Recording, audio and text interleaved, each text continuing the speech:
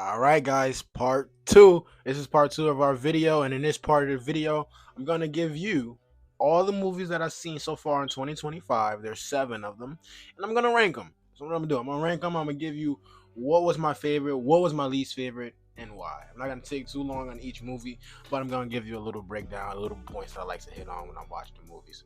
Excuse me. Now, some are early in the year, like January.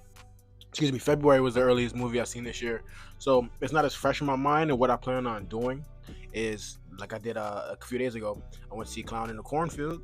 What I did was have my notes out, and I just take notes, and I had jot down like little thought points that I have throughout the movie. I don't try to do it too much. I don't have too many thought points on Clown in the Cornfield, but I need maybe a movie with a little bit more substance. But nevertheless, we got 7 movies. Here are the 7 movies that I've seen. We have Woman in the Yard. We have Monkey, we have Hard Eyes Killer, Final Destination, Bloodlines, we have Until Dawn, Sinners, and we have Cloud in the Cornfield. Alright, and this is where we rank them. There's 7 movies. I'm gonna start with number 7. My least favorite entry. I don't know, I'll hit and miss. Like, the movie could have been a lot better. It played on the intellectual, on the psychological horror, but we got The Woman in a Yard. Woman in the Yard wasn't all it was cracked up to be.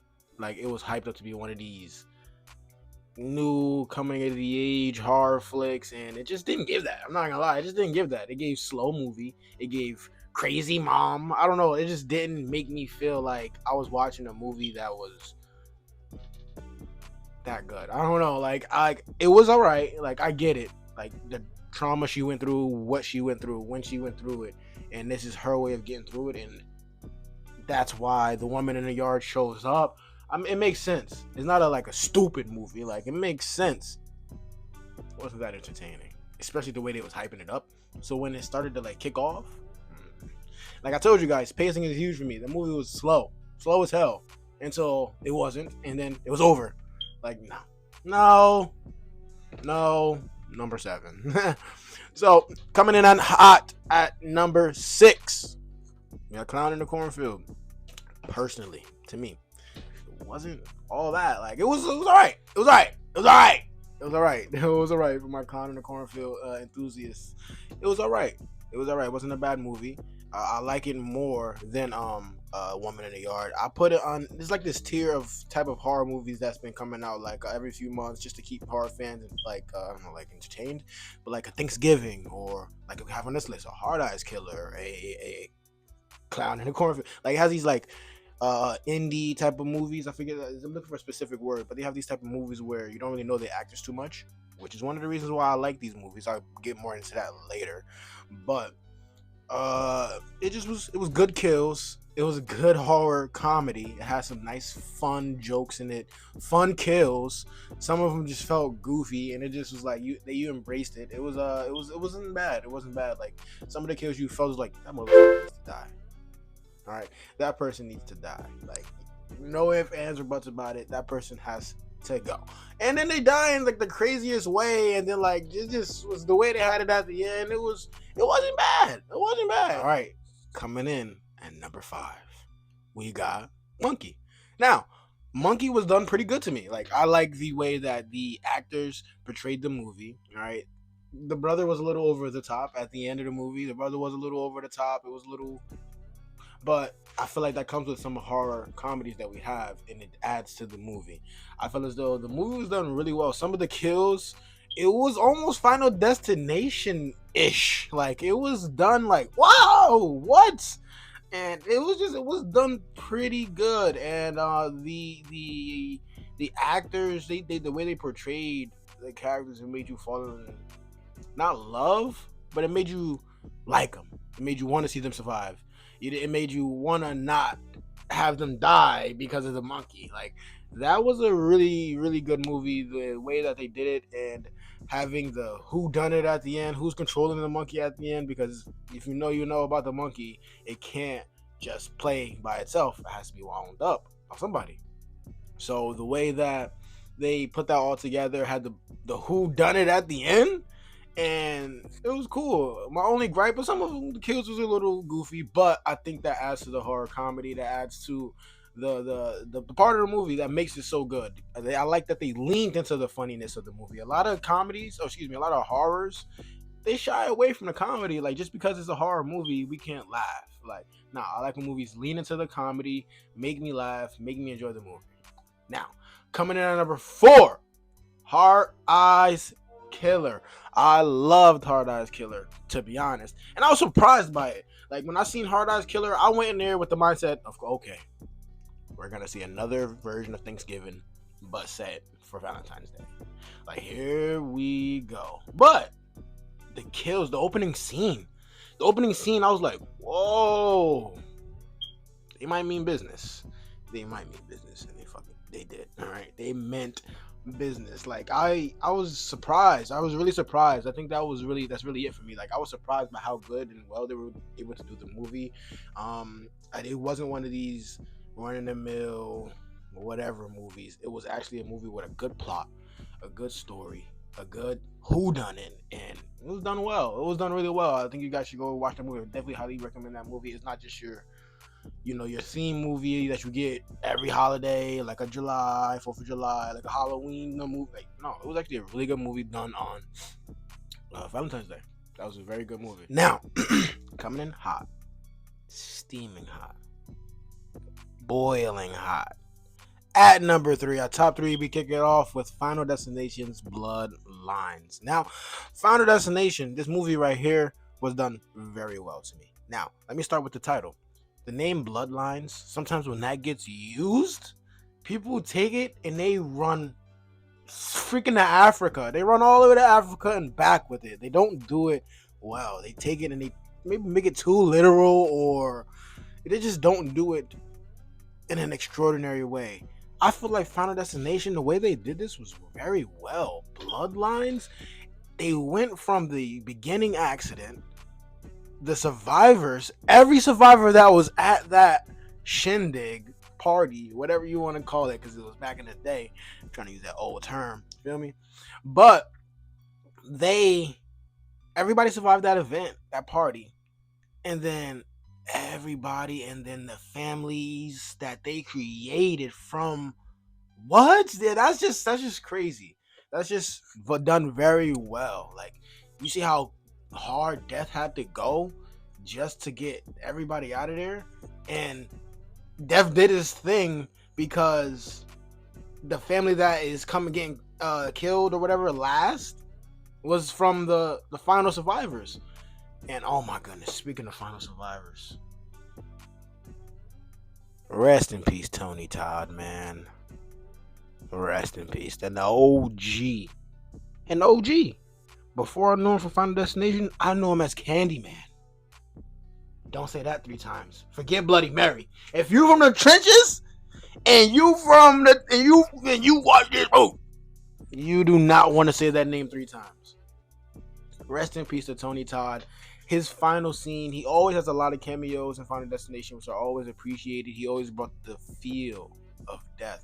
And it was so, like, obviously they didn't even know why when they were making it, but like as they tied it together, it was like, why does he always bring this sense of death around? Why does he know so much about death? Why is he dead? Like, it just feels like, what's going on? And then to have his character have that full circle moment, and then to come to find out that monologue he did, unscripted, off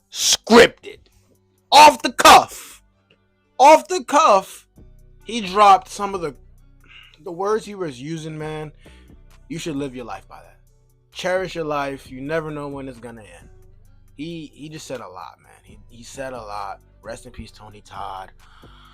More about Final Destination Bloodlines, everything, bro. The cinematography, I love the camera. The CGI wasn't too crazy. I like that they leaned into the goofy deaths. People always make fun of Final Destination because, their kills aren't realistic. They was like, all right, bet. We got you. We're going to lean into that, but we're going to make it a little better. We're going to make it good now. We're going to make it Hollywood. You know what I mean? Like, they did very good at making that movie what it is. Like, everything was done really well. I love the camera angles. I love how the grandma understood death. They made death seem like a person. A lot of people didn't like that.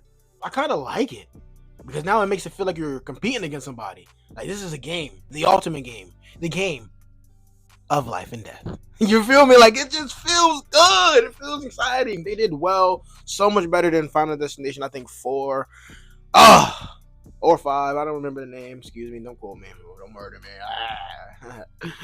And now, top 2, baby. We got Until Dawn. Maybe because I'm biased. Maybe I like PlayStation. I don't know.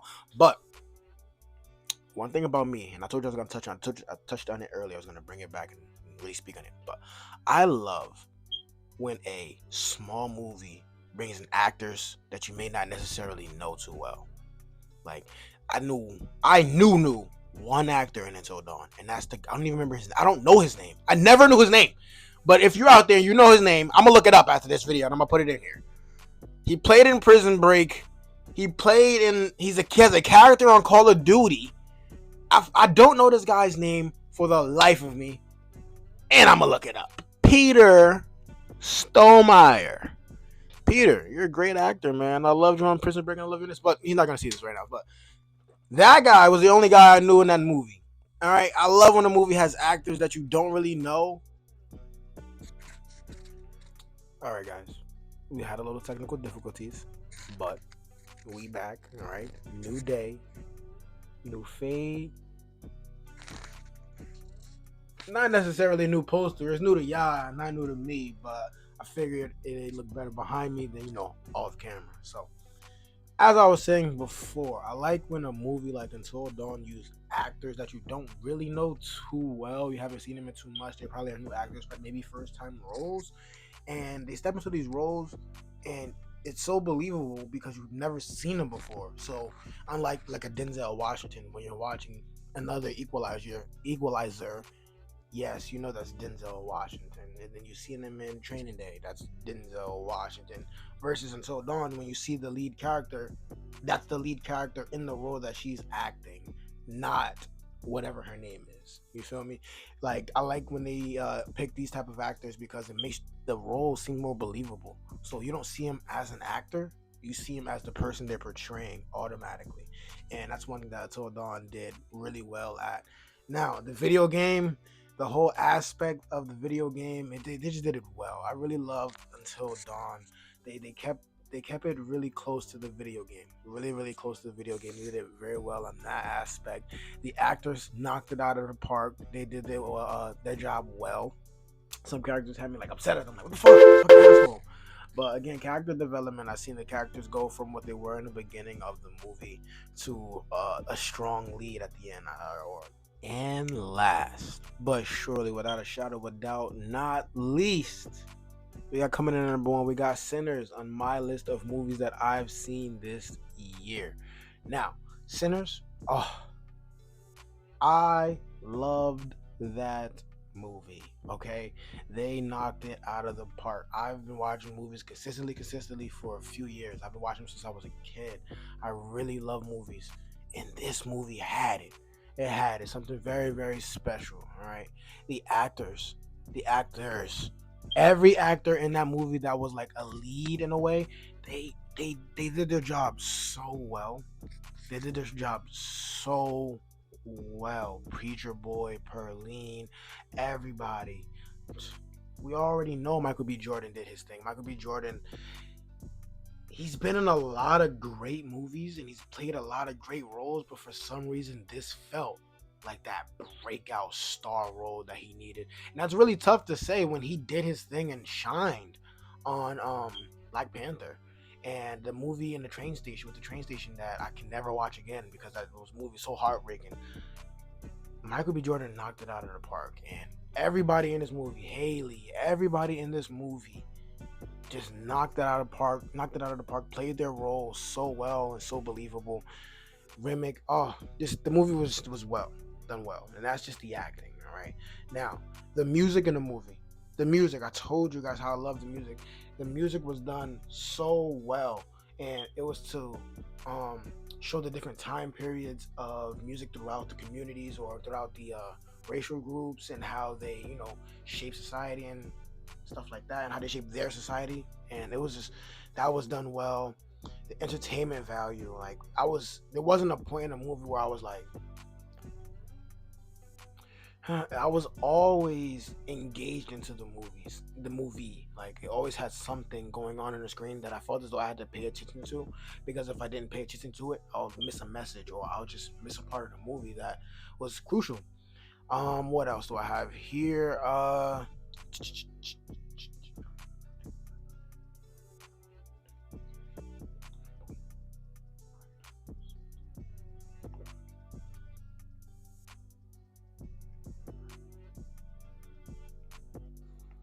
The cinematography, guys. The way why don't